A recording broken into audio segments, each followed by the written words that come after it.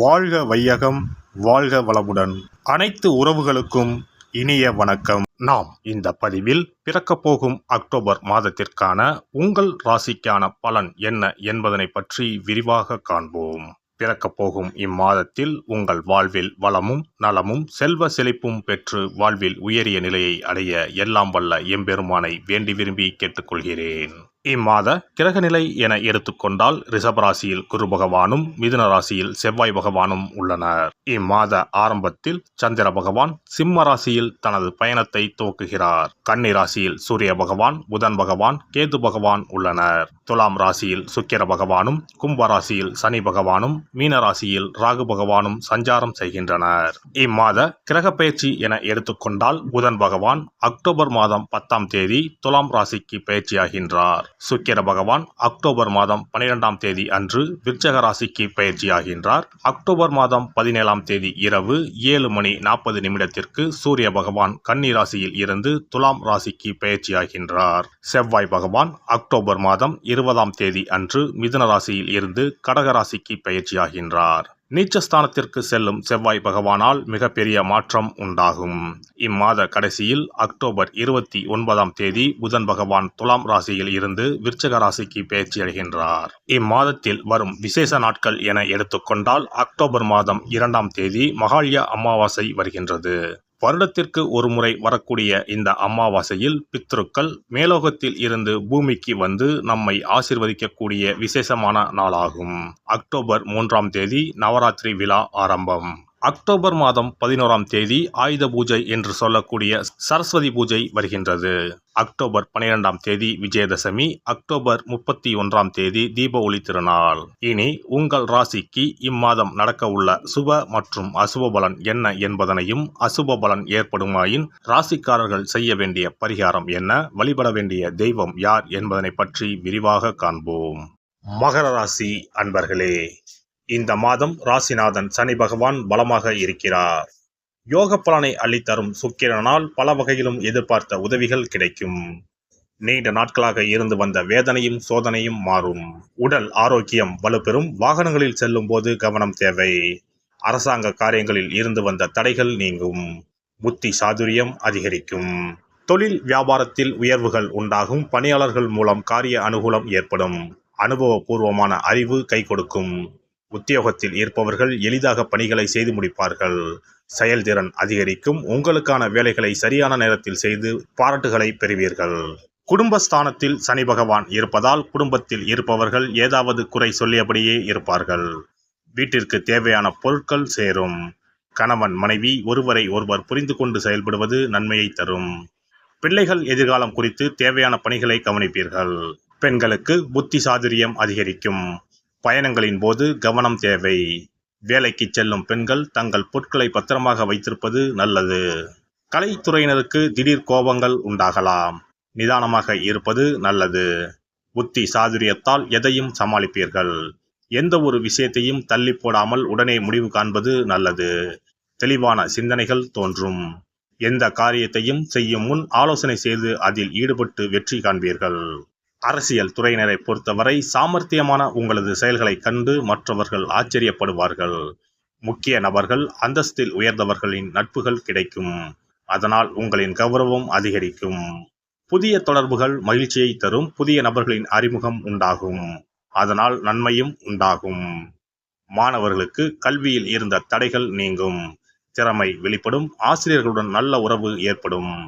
பெற்றோர்கள் உங்களுக்கு ஆதரவாக இருப்பார்கள்.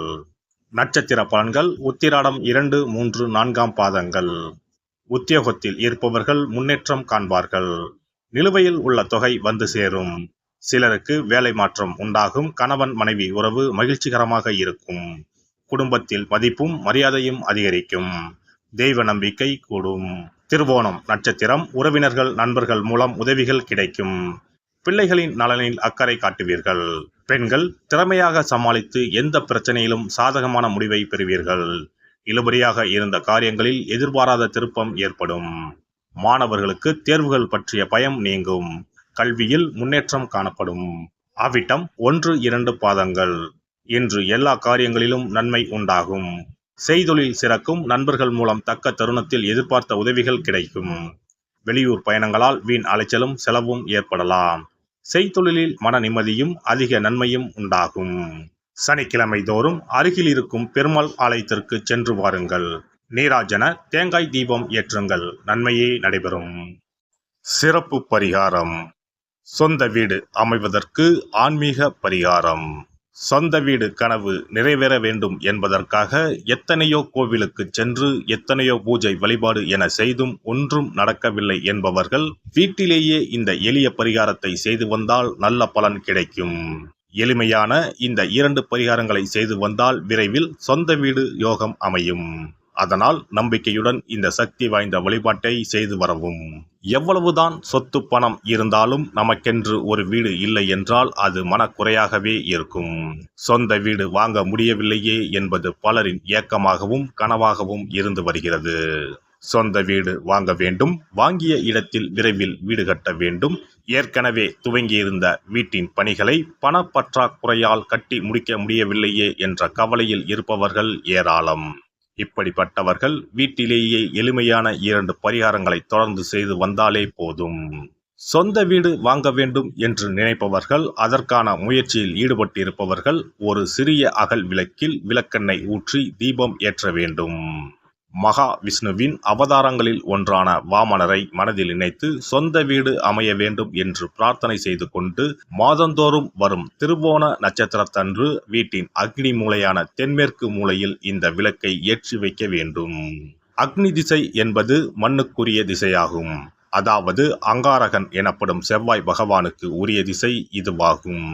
3 அடி மண் கேட்டு 3 உலகையும் அளந்தவர் வாமனன். அதனால் அவரை நினைத்து பால் பாயசம் நிவேதனமாக படைத்து வழிபட்டு வந்தால் விரைவில் சொந்த வீடு யோகம் அமையும். மற்றொரு பரிகாரமாக வீட்டில் பயன்படுத்தும் காமாட்சி விளக்கு அல்லது கஜலட்சுமி விளக்கு அல்லது வழக்கமாக பயன்படுத்தும் ஏதாவது ஒரு விளக்கை எடுத்துக்கொள்ளுங்கள். விளக்கை சுத்தம் செய்து மஞ்சள் குங்குமம் வைத்து வாசனை மிகுந்த வெள்ளை நிற பூக்கள் சாற்றுங்கள். பிறகு 5 ரூபாய் நாணயத்தை விளக்கிற்குள் போட்டு நெய் அல்லது எண்ணெய் ஊற்றுங்கள். ஒரு சிறிய தட்டின் மத்தியில் மஞ்சள் குங்கும பொட்டு வைத்து அதன் மீது 5 ரூபாய் நாணயத்தை வைத்து நாம் ஏற்கனவே தயார் செய்த விளக்கை இதில் வைத்து விளக்கினை ஏற்ற வேண்டும். தினமும் காலையில் 6 மணி முதல் 7 மணிக்குள் இந்த விளக்கை ஏற்றி வந்தால் விரைவில் வீடு கட்டுவீர்கள். 5 ரூபாய் நாணயம் என்பது குபேரனுக்கு உரியதாகும். இதை விளக்கில் போட்டு ஏற்றுவதால் வீடு கட்டுவதற்கான அல்லது வீடு வாங்குவதற்கான பணம் ஏதாவது ஒரு வழியில் உங்களுக்கு கிடைக்கும். காலை 6 மணி முதல் 7 மணி வரையிலான நேரம் என்பது ஞாயிற்றுக்கிழமையில் சூரியன், திங்கள் கிழமையில் சந்திரன், செவ்வாய்க்கிழமையில் செவ்வாய், புதன்கிழமையில் புதன், வியாழக்கிழமையில் குரு, வெள்ளிக்கிழமையில் சுக்கிரன், சனிக்கிழமையில் சனி என நவக்கிரகங்களில் பாவ கிரகங்களான ராகு கேதுவை தவிர்த்து மற்ற 7 கிரகங்களையும் குறிக்கும் ஹோரை நேரமாகும். இந்த நேரத்தில் விளக்கு ஏற்றுவதால் நவக்கிரகங்களின் அருள் கிடைத்து பூமி யோகம் உண்டாகும். எந்த ஒரு பரிகாரம் என்றாலும் மனதில் முழு நம்பிக்கையோடும் இறைவனை உறுதியாக வேண்டி வழிபாடு செய்தால் மட்டுமே பலன் தரும். எளிமையான இந்த பரிகாரத்தை தொடர்ந்து செய்து பயன்பெறுங்கள். எல்லாம் வல்ல இறையருளால் நீங்களும் உங்கள் அன்பு குடும்பமும் உடல் நலம், நீலாயுள், நிறை செல்வம், உயர் புகழ், மெய்ஞானம் ஓங்கி வாழ்க வளமுடன். இந்த வீடியோ பதிவு உங்களுக்கு பிடித்திருந்தால் லைக் பண்ணுங்க, கமெண்ட் பண்ணுங்க, ஷேர் பண்ணுங்க, மறக்காம சப்ஸ்கிரைப் பண்ணுங்க, பக்கத்துல இருக்கிற பெல் பட்டனை கிளிக் பண்ணுங்க. நன்றி, வணக்கம். ஓம் நமச்சிவாய. சிவாய நம.